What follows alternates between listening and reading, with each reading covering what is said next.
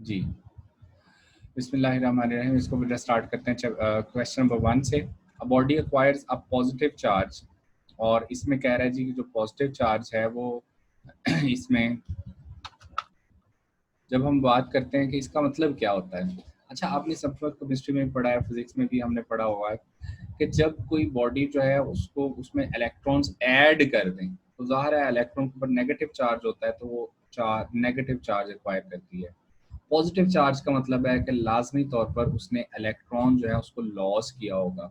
सो इसका मतलब ये है कि इसका आंसर सिंपली कौन सा बन रहा है, डेल्टा आंसर बनेगा। सो दैट इज इजी जी। इसी तरह से नेक्स्ट पे अगर हम बात करें question number 2। So permittivity of vacuum 8.86 into 10⁻12 है कूलम स्क्वायर पर न्यूटन पर मीटर यूनिट्स। याद रखिएगा, इस तरह के क्वेश्चन जो हैं कॉन्स्टेंट्स की वैल्यूज अक्सर आती रहती हैं। हमें पता है कि मीडियम यानी डाइलेक्ट्रिक मीडियम आने से अक्सर क्या होता है कि जो आपके पास इलेक्ट्रिक फोर्स है वो डिक्रीज हो जाती है। इसका मतलब ये हुआ कि आप कहेंगे कि जो न्यू फोर्स होगी दैट इज 1/एप्सिलॉन r टाइम्स यानी रिलेटिव परमिटिविटी इनटू f। सो अगर हम जो है इसकी रिलेटिव परमिटिविटी के हवाले से पूछें तो परमिटिविटी ऑफ द वाटर जो है वो किसके इक्वल होगी, 1/एप्सिलॉन यानी रिलेटिव एप्सिलॉन r यानी रिलेटिव परमिटिविटी इनटू जो है वो वैक्यूम। अब वैक्यूम को ये एप्सिलॉन नॉट भी हम बोल सकते हैं, permittivity of the free space जिसको हम बोल रहे होते हैं। तो परमिटिविटी ऑफ फ्री स्पेस जो है वो कितनी होती है, 8.86 इंटू 10⁻12, जबकि आपके पास 1/एप्सिलॉन r जो है वो वाटर के केस में कितनी होती है, 80। तो 1/80 से इसको मल्टीप्लाई करेंगे, इसका मतलब ये हुआ 8.86 डिवाइडेड बाय क्या आ जाएगा, 80 आ जाएगा। तो जो ही कोई भी मीडियम हम इंट्रोड्यूस करते हैं तो वो जो आपका मीडियम है आपने उसको जो है वो एप्सिलॉन नॉट यानी permittivity of the free space के साथ डिवाइड करना होता है। क्योंकि जो आपके जो इफेक्ट ऑफ जो फोर्स है, इलेक्ट्रिक फोर्स है, वो जो ही कोई हम नई इंट्रोड्यूस करते हैं, डायलैक्ट्रिक मीडियम इंट्रोड्यूस करते हैं तो उसके साथ क्या हो जाता है, डिक्रीज हो जाती है इलेक्ट्रिक फोर्स। सो इसका आंसर बेटा डेल्टा बनता है। ये सिंपल क्वेश्चन था। नेक्स्ट इज 3 वाला। इस तरह के क्वेश्चन फ्रीक्वेंटली आमतौर पर पेपर में पूछे जा रहे होते हैं। और 1 मिलियन इलेक्ट्रॉन्स, 1 मिलियन का मतलब है 10 लाख, 1 मिलियन मीन 10 लाख। सो अगर हम कहें कि 10 लाख जो है वो आपके पास इलेक्ट्रॉन है वो आपने पिच बॉल में ऐड किए हैं, तो बताएं कि कितना चार्ज हुआ। अब 1 मिलियन का मतलब होता है 10⁻7। इट मीन्स कि आपने जो है 1 इलेक्ट्रॉन पे चार्ज कितना होता है, -1.6 इंटू 10⁻19। तो मिलियन जो है वो 10⁻7 है। तो इसका मतलब ये हुआ कि 1 मिलियन इलेक्ट्रॉन पे कितना चार्ज होगा, 1 -1.6 इंटू 10⁻19। इसमें 10⁻7 से मल्टीप्लाई करेंगे तो +7 ऐड हो जाएगा। आपका आंसर जो बनना है इसमें वो आपका -1.6 इंटू 10⁻12 बनेगा। एक्सक्यूज मी बेटा। जी सामने। जी जी, आप आ जाएं, कल आ जाएं। हाँ जी, काम करते हैं सारा। अच्छा जी, सॉरी बेटा, फ़ोन कॉल इम्पोर्टेंट थी। अच्छा, यहाँ पर देखें कि हमारे पास जो है सिंपल जो आंसर बनना है वो -1.6 इंटू 10⁻12 जितने वो कहे उसके अकॉर्डिंग। 1 मिलियन मीन 10⁻7 7 जीरो इसमें आते हैं, तो उसके अकॉर्डिंग सॉल्व करेंगे। आपका आंसर कौन सा बनेगा, अल्फा। नेक्स्ट है जी आपके पास 4। A dipole is placed in a hollow sphere, the flux through the surface. अब डायपोल जो है वो क्या होता है कि हाँ जी, डायपोल जो है अच्छा इसमें आई थिंक वही डायग्राम दोबारा लगे। डायपोल बेटा हम किसको कहते हैं, डायपोल हम कहते हैं two equal and opposite charges placed जो है एट स्मॉल डिस्टेंस, उसको हम बोल रहे होते हैं डायपोल। अब डायपोल का मतलब है two equal and opposite charges, two equal and opposite charges.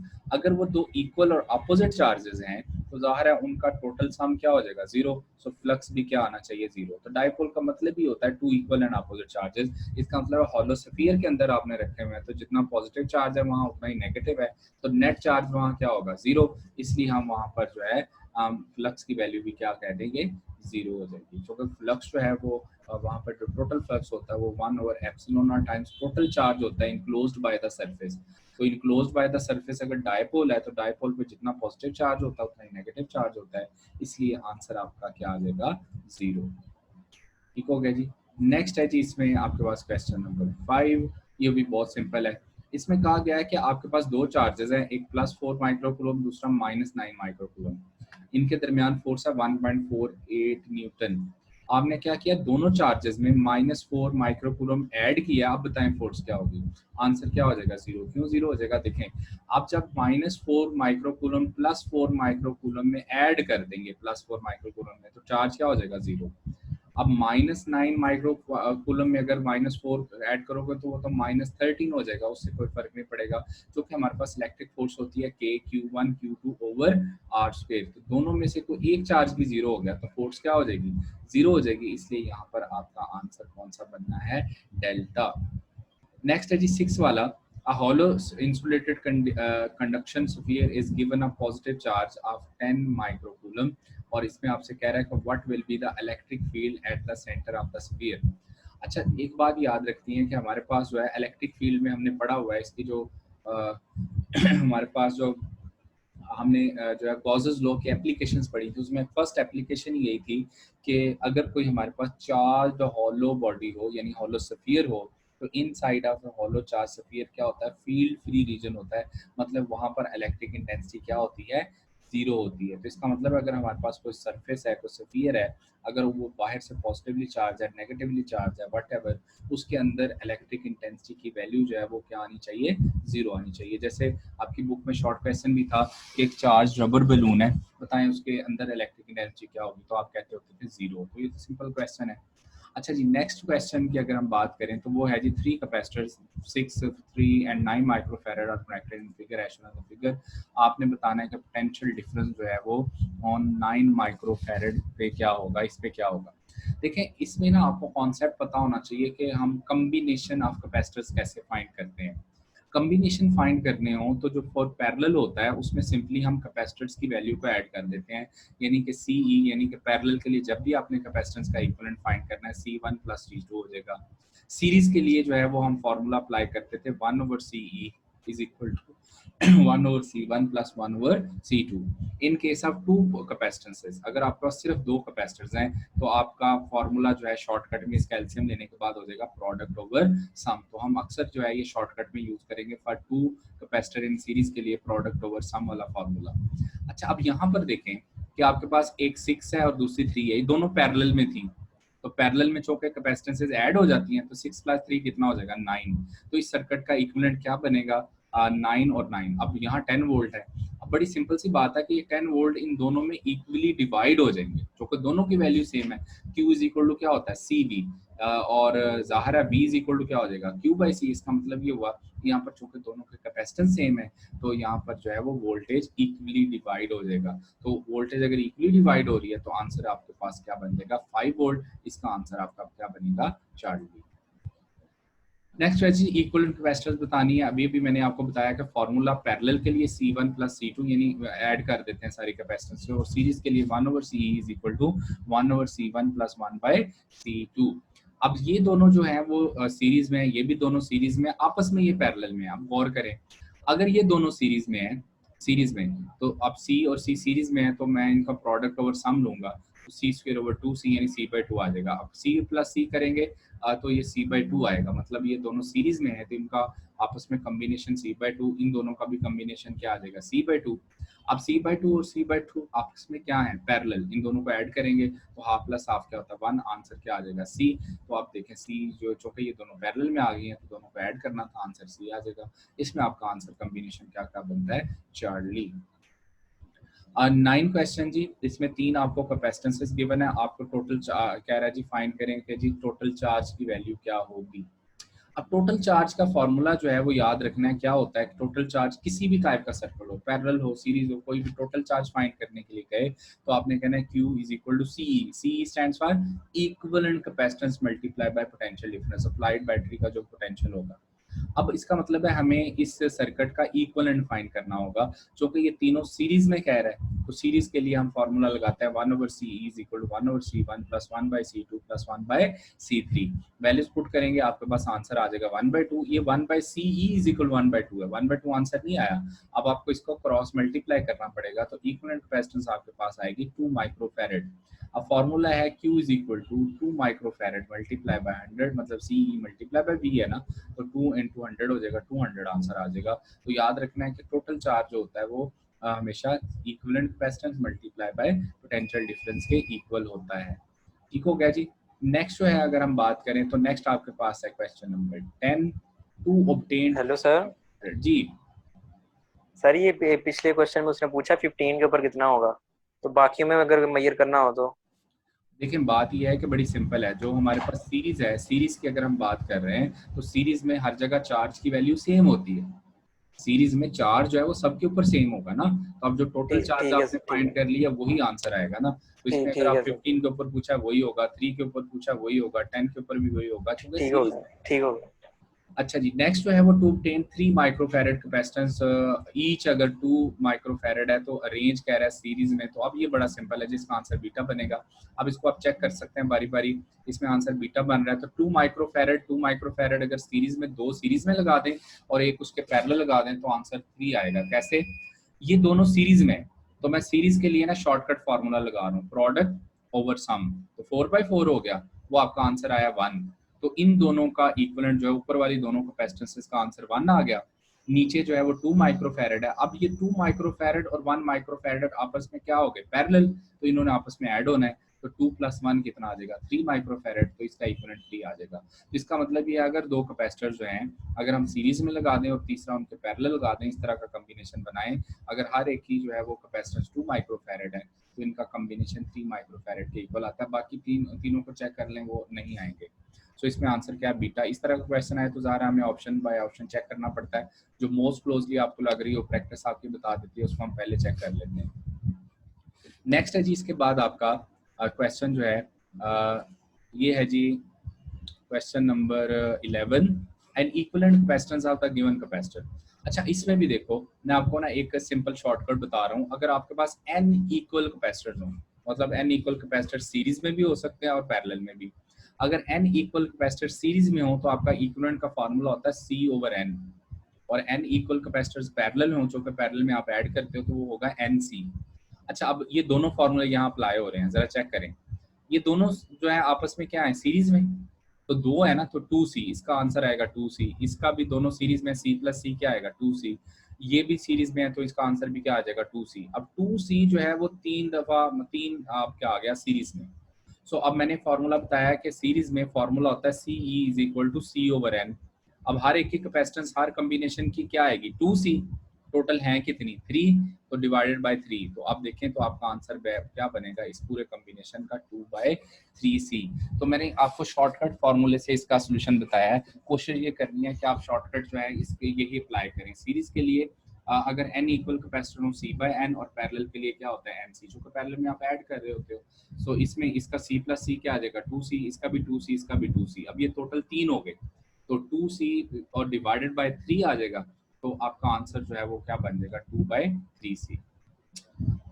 12 जी, ये सिंपल है जी। Electric potential inside a charge, अंदर का जो सरफेस एरिया होता है, अंदर का जो स्फीयर के अंदर की सरफेस होती है, वहां पर हर जगह पोटेंशियल की वैल्यू सेम होगी। तो इसको हम कहते हैं इक्वी पोटेंशियल सरफेस। तो सरफेस के अंदर हो चाहे वो सरफेस के जो है ना सरफेस के ऊपर हो, हर जगह पोटेंशियल की वैल्यू जो है वो क्या होती है, सेम होती है। जो जो हम स्फीयर से दूर जाएंगे तब पोटेंशियल की वैल्यू क्या होगी, चेंज होगी। इसको हम इक्वी पोटेंशियल सरफेस कहते हैं। तो इक्वी पोटेंशियल सरफेस क्या होती है, जिसमें हर दो पॉइंट्स के इन बिटवीन पोटेंशियल की वैल्यू क्या होती है, सेम रहती है। तो व्हेन टू चार bodies are connected but no current flows through them, इसका मतलब है डेफिनेटली जो है वो क्या है, they are at the same potential. अच्छा जी, 12 14 ये जरा देखें। इसमें हमारे पास जो काइनेटिक एनर्जी है ज़ाहिर वो वर्क डन के इक्वल होती है। वर्क डन हम कहते हैं Q डेल्टा V के इक्वल होता है। अब जो है वो पोटेंशियल ग्रेडियंट के फॉर्मूले के according E is equal to क्या होता है, VD। यहाँ से अगर हम पोटेंशियल की बात करें तो V इज इक्वल टू क्या आ जाएगा, ED के इक्वल। अब इसका मतलब मैं v की जगह क्या पुट करूंगा, ed, तो ये आपके पास q e d के इक्वल आ जाएगा। तो आपका आंसर कौन सा बनेगा, चार्ली। यहाँ जस्ट फॉर्मूला उसने रीअरेंज किया हुआ है और आपसे क्वेश्चन पूछा हुआ था, तो आंसर क्या है, Charlie. Kinetic energy work done के इक्वल होगी, तो वर्क डन क्यू भी होगा। v की वैल्यू आपने पोटेंशियल ग्रेडिंग के फॉर्मूले से पुट करनी है, आपका आंसर आ गया। गॉसेस लॉ एप्लीकेबल क्या है जी, एनी आर्बिट्रेरी क्लोज शेप के लिए एप्लीकेबल होता है, ये सिंपल क्वेश्चन है, आंसर क्या है, डेल्टा। 15 में गॉसेस लॉ एप्लीकेबल गॉसियन, अच्छा जी, इसके बाद जो है आपको 16 में टू पैरेलल प्लेट कैपेसिटर के लिए पूछी हुई है सरफेस जो है ना इलेक्ट्रिक इंटेंसिटी। ये सिर्फ फॉर्मूले की वैल्यूज ही याद करनी है ना बेटा आपने, कि जो है ना आपने इनफाइनाइट शीट ऑफ चार्ज के लिए होता था सिग्मा और एप्सिलॉन नॉट। तो इसके लिए जो है उसने कहा है जी कि electric intensity between the two same charge parallel plate, उसके लिए आंसर आता था सिग्मा ओवर 2 एप्सिलॉन नॉट। यानी एप्लीकेशन ऑफ गॉसेस लॉ 3 पढ़ी थी ना आपने। पहली थी inside hollow charge where electric intensity zero होती है, दूसरी पढ़ी थी इनफाइनाइट शीट ऑफ चार्ज के लिए, उसका आंसर होता था सिग्मा और एप्सिलॉन नॉट। तीसरा था पैरेलल प्लेट कैपेसिटर के लिए, उसका आंसर आता था सिग्मा ओवर 2 एप्सिलॉन नॉट। तो ये याद करनी है। 1 joule is equal to, 1 joule जो है वो क्या होता है जी, देखें ये हाँ ये वाला इलेक्ट्रॉन वोल्ट वाला है बेटा। ये चार्ज, जैसे हम कहते होते थे 1 इलेक्ट्रॉन के इक्वल चार्ज होता है 1.6 × -19 कूलम। तो 1 कूलम किसके इक्वल होगा, 1 ओवर 1.6 × 10⁻19। आप कहते थे कि 1 कूलम ऑफ चार्ज में कितने इलेक्ट्रॉन होते हैं, 6.25 × 10⁻18 इलेक्ट्रॉन। इसी तरह से इलेक्ट्रॉन वोल्ट को भी सॉल्व कर सकते हैं। 1 इलेक्ट्रॉन वोल्ट होता है 1.6 × 10⁻19 जूल के इक्वल। यहाँ कूलम की जगह जूल आ जाएगा, तो 1 जूल फिर किसके इक्वल होगा, 1 ओवर 1.6 × 10⁻19। उसका भी आंसर क्या आता है, 6.25 10⁻18 इलेक्ट्रॉन वोल्ट के इक्वल आता है। तो यहाँ भी जो है इसका आंसर जो है क्या बनेगा, 6.25 10⁻18 इलेक्ट्रॉन वोल्ट। और नेक्स्ट सिंपल क्वेश्चन है, कैपेसिटेंस किन किन फैक्टर्स पे डिपेंड करती है, C is equal to A epsilon naught over D। Capacitance जो है सरफेस एरिया के ऊपर, सेपरेशन ऑफ द प्लेट के ऊपर, मीडियम के ऊपर। लेकिन याद रखना है कि ये थिकनेस ऑफ द प्लेट के ऊपर डिपेंड नहीं करती।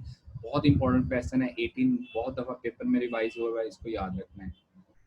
Next is two metallic spheres 3, ये सिंपल है जी। हमारे पास पोटेंशियल का फॉर्मूला होता है KQ ओवर R, यानी पोटेंशियल जो होता है इनवर्सली प्रोपोर्शनल टू R होता है, यानी डिस्टेंस फ्रॉम द चार्ज। तो इसका मतलब है जिसका रेडियस बड़ा है वहाँ पोटेंशियल कम होगा, जिसका रेडियस कम है वहाँ पोटेंशियल ज्यादा होगा। तो उसने कहा है कि किसका ग्रेटर होगा, तो इसमें कहते हैं ग्रेटर जो है ना सरफेस चार्ज डेंसिटी।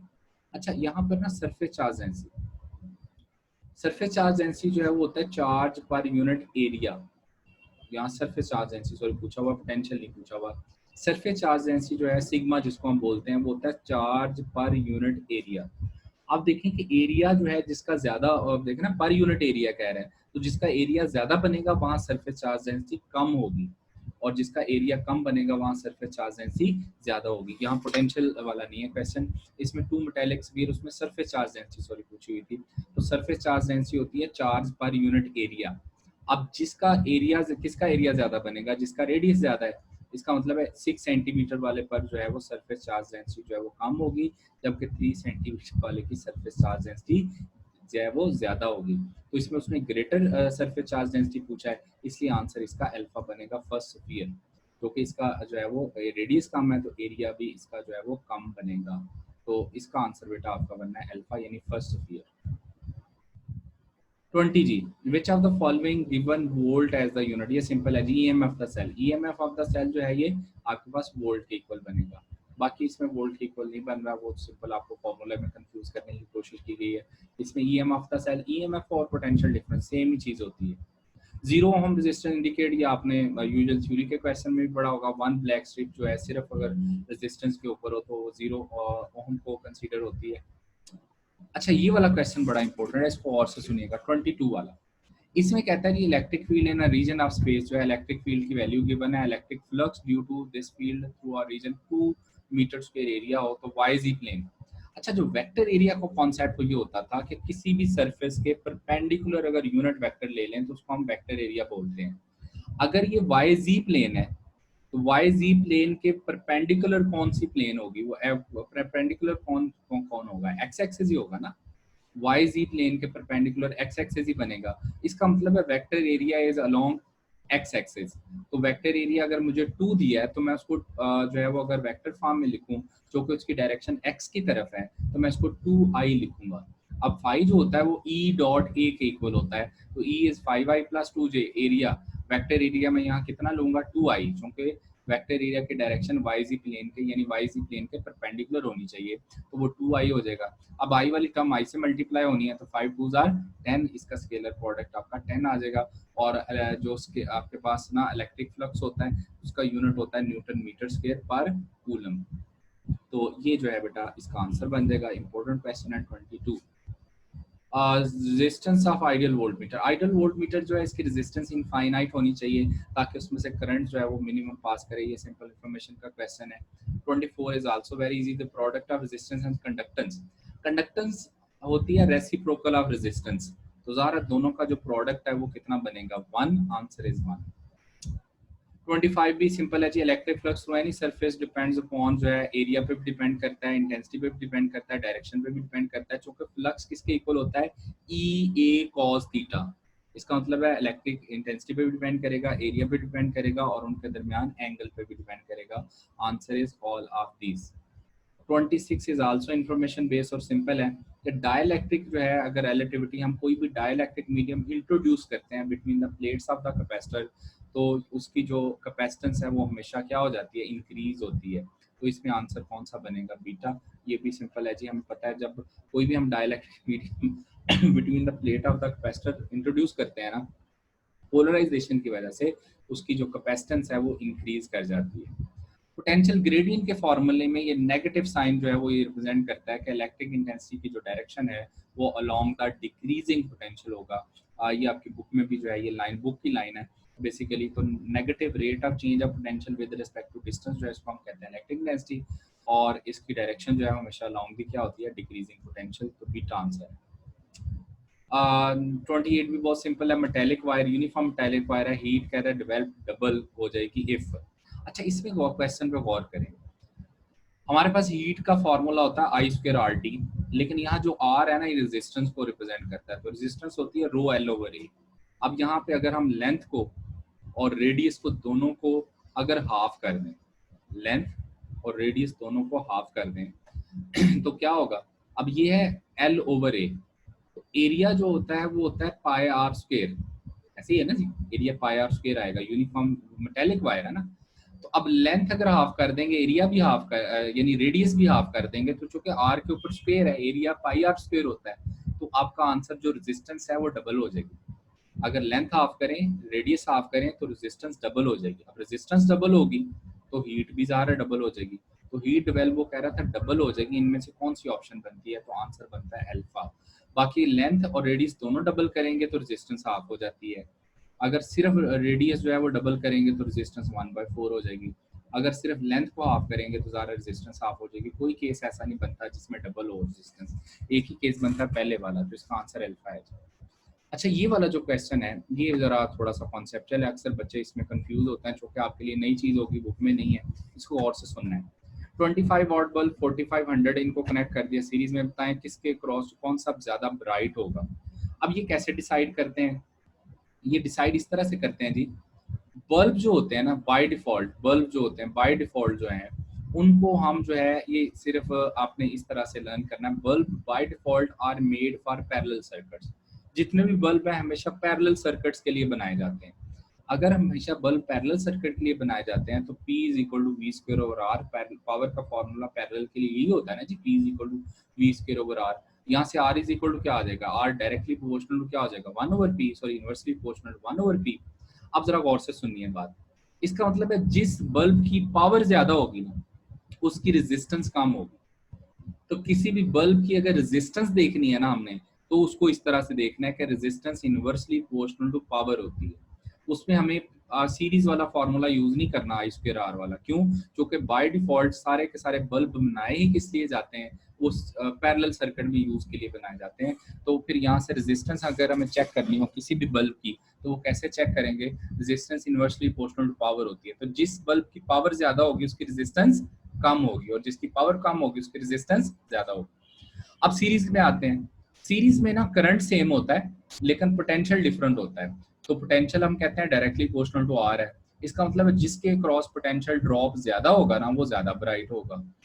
पैरेलल में आए तो पैरेलल में पोटेंशियल सेम होता है, दोनों के क्रॉस बल्ब्स के क्रॉस पोटेंशियल सेम होगा, लेकिन करंट डिवाइड होता है। करंट कैसे डिवाइड होता है? जिसकी रेजिस्टेंस कम होती है ना उसके क्रॉस करंट करंट ज्यादा आएगा। अब गौर से सुनना है, इसका मतलब ये हुआ कि जिसकी पावर ज्यादा है ना उसकी रेजिस्टेंस कम है। अगर रेजिस्टेंस कम है तो वो सीरीज में डिम होगा लेकिन पैरेलल में ब्राइट होगा। ठीक है, अब फिर से सुनो। अब एक जैसे यहाँ मेरे पास 100 वॉट और 200 वॉट है। अब 200 वॉट जो है चूंकि resistance inversely proportional to power है तो पावर ज्यादा है, 200 की पावर ज्यादा है तो इसकी रेजिस्टेंस कम होगी। 100 वॉट वाले की पावर कम है तो रेजिस्टेंस ज्यादा होगी। तो सीरीज में जिसकी रेजिस्टेंस ज्यादा होती है वो ज्यादा ब्राइट होता है। इसका मतलब ये हुआ कि यहाँ 100 वॉट वाला ज्यादा ब्राइट होगा। अब पैरेलल में आते हैं। पैरेलल में जो है वो 100 वॉट वाले की रेजिस्टेंस जो है वो ज्यादा है, 200 वाले की रेजिस्टेंस कम है। तो चूंकि करंट इनवर्सली प्रोपोर्शनल टू आ रहा है तो जिसकी रेजिस्टेंस जो है वो कम होगी उधर ही करंट ज्यादा जाएगा ना। तो यहाँ पर 200 वॉट वाले की चूंकि रेजिस्टेंस कम है इसलिए करंट इसमें ज्यादा जाएगा। तो यहाँ 200 वाला ज्यादा ब्राइट होगा पैरेलल वाले सर्किट में, या 100 वॉट वाला ज्यादा ब्राइट होगा। इस क्वेश्चन के अकॉर्डिंग जो ऊपर वाला क्वेश्चन है इसमें चूंकि उसने सारे सीरीज में कहे हुए हैं तो सीरीज में जिसकी पावर सबसे कम होगी उसकी रेजिस्टेंस आ रहा है सबसे ज्यादा होगी और वही सबसे ज्यादा ब्राइट होगा। इसलिए आपका आंसर यहाँ कौन सा बन रहा है? अल्फा आंसर बन रहा है। सो ये बेटा दोनों आपने केस याद रखना है, सीरीज के लिए भी और पैरेलल के लिए भी, दोनों केस याद रखने हैं। 30 वाला जी, ये सिंपल क्वेश्चन है, इसमें हमें इक्विवेलेंट जस्ट फाइंड करनी है। ये 6 6 6 3 और पैरेलल में है, ये दो सीरीज में और इसके पैरेलल है। तो अब हम पहले ना चूंकि सिंपल हमें पोटेंशियल कैसे फाइंड करना है, V is equal to I R E, यानी I इंटू आर इक्विवेलेंट। तो आर इक्विवेलेंट पहले इस सर्किट का फाइंड करेंगे। तो ये जो पहले वाला बॉक्स है, ये वाला बॉक्स पहले वाला, इसकी रेजिस्टेंस कैसे आएगी? मैंने अभी आपको बताया था कि अगर n equal parallel resistances parallel में हो तो R E is equal to R over n। ये तीन पैरेलल में है, हर एक की रेजिस्टेंस कितनी है? 6। टोटल ये कितनी है? 3। तो 6/3 किया मैंने, 2 ओम आंसर आ गया। इसका मतलब इनका आंसर आएगा 2 ओम। इनका आंसर क्या है? दूसरे बॉक्स का आंसर क्या आएगा? दूसरे बॉक्स में 6 + 6 ये दोनों सीरीज में है ना तो ये 12 हो जाएगा। 6 + 6 12, और 12 और 6 आपस में पैरेलल है तो मैं वो शॉर्टकट फार्मूला यूज करूंगा, product over sum. 12 × 6 over sum आ जाएगा 18। 6 से ये 18 से कट के 3 आ गया तो इसका आंसर आएगा 4 ओम। इसका मतलब ये हुआ इस वाले कॉम्बिनेशन का आंसर आया 4, इसका आंसर आया 2। तो टोटल कितना हो गया? 6। टोटल आपके पास इक्विवेलेंट रेजिस्टेंस क्या आ गई? 6 ओम। अब पोटेंशियल हमें इस टोटल सर्किट का बताना है तो V is equal to I R, I is 0.5 into 6, 0.5 1/2 भी होता है। इसका मतलब है इसका टोटल पोटेंशियल जो है वो आपका आंसर आ जाएगा, आंसर डेल्टा यानी 3 वोल्ट। नेक्स्ट 31 जी, बहुत टिपिकल क्वेश्चन है, बहुत दफा आपके पेपर में बार बार रिवाइज हुआ है और बहुत आसान भी है। ये वाला जो सर्किट, इस तरह का सर्किट, इसको व्हीटस्टोन ब्रिज सर्किट कहते हैं। याद रखना है बेटा, ये सिर्फ उस सूरत में सॉल्व हो सकता है अगर व्हीटस्टोन ब्रिज कौन सी कंडीशन में हो? बैलेंस कंडीशन में। बैलेंस कंडीशन क्या होती है? R1 over R2 is equal to क्या होना चाहिए? R3 over R4। यहाँ आप चेक भी कर सकते हो, R1 over R2 is equal to क्या है? R3 over R4। तो 2/4 इज इक्वल टू क्या है? 3/6। अब यहाँ चेक कर लें तो अब अच्छा, अब चूंकि ये पैरेलल सॉरी ये कौन सा है, किस कंडीशन में है? ये बैलेंस कंडीशन में है। इसका मतलब ये हुआ कि सेंटर वाली रेजिस्टेंस को हम काउंट नहीं करेंगे। जब व्हीटस्टोन ब्रिज बैलेंस कंडीशन में होता है तो उसमें गलवानोमीटर में से करंट नहीं पास करता होता था। अब चूंकि यहाँ गलवानोमीटर की जगह उसने 7 ओम लगाई हुई है, इसका मतलब है इसमें से करंट पास ही नहीं करेगा तो इस वाली रेजिस्टेंस को हमने काउंट ही नहीं करना। तो इसका इक्विवेलेंट सर्किट फिर क्या रह गया? 2 और 3 और 4 और 6 जो है इस तरह से आ जाएंगे, बीच वाली रेजिस्टेंस खत्म हो गई। अब 3 और 2 आपस में सीरीज में है तो 5 ओम आंसर आ जाएगा। 6 और 4 आपस में पैरेलल है तो 10 ओम आंसर आ जाएगा। अब ये दोनों आपस में पैरेलल हैं तो मैं डायरेक्ट फार्मूला लगा दूंगा, प्रोडक्ट ओवर सम। तो आंसर जो है 50 और 15 यानी 10/3, इसका आंसर आ जाएगा 10/3। तो इस तरह का बेटा जब भी क्वेश्चन आए आपने क्या करना है, वो देखना है कि वो क्या बैलेंस कंडीशन में है। अगर बैलेंस कंडीशन में है तो सेंटर वाली रेजिस्टेंस को आपने काउंट ही नहीं करना और सॉल्व कर लेना है, आंसर आ जाएगा। 32 में जी, कॉस्ट कैलकुलेट करने का फॉर्मूला क्या होता है? Kilowatt hour commercial unit of electricity होती है और कॉस्ट कैलकुलेट करने का फॉर्मूला मैंने पार्ट 1 में चैप्टर 4 में भी आपको करवाया हुआ है। वो क्या होता है? Power into time into unit price. बड़ा सिंपल फॉर्मूला है। पावर हमेशा किलोवाट में लेनी है, टाइम हमेशा आवर्स में लेना है और यूनिट प्राइस से मल्टीप्लाई कर देना है। यहाँ पावर आपको दी हुई है 100 वॉट, तो 100 वॉट को किलोवाट में लिखोगे तो 0.1 आ जाएगा। टाइम हमेशा आवर्स में लेना है, टाइम ऑलरेडी आवर्स में गिवन है 10 से मल्टीप्लाई कर दें, यूनिट प्राइस कितनी बताई हुई है 1, यहाँ 1 करें तो आंसर आपका 1 ही आ जाएगा, इसमें आंसर आ जाएगा बीटा। कभी कभी मंथली कॉस्ट कह रहा होता है, तो मंथली कॉस्ट कैलकुलेट करने के लिए आप इसको 30 से मल्टीप्लाई कर देंगे, आपके पास वो मंथली कॉस्ट भी आ जाएगी। अच्छा 33 में इस तरह का बेटा क्वेश्चन आ जाए तो आपने ना अनसर्टेनिटी के रूल जो चैप्टर नंबर 1 फर्स्ट ईयर में पढ़े थे वही यहाँ यूज होंगे।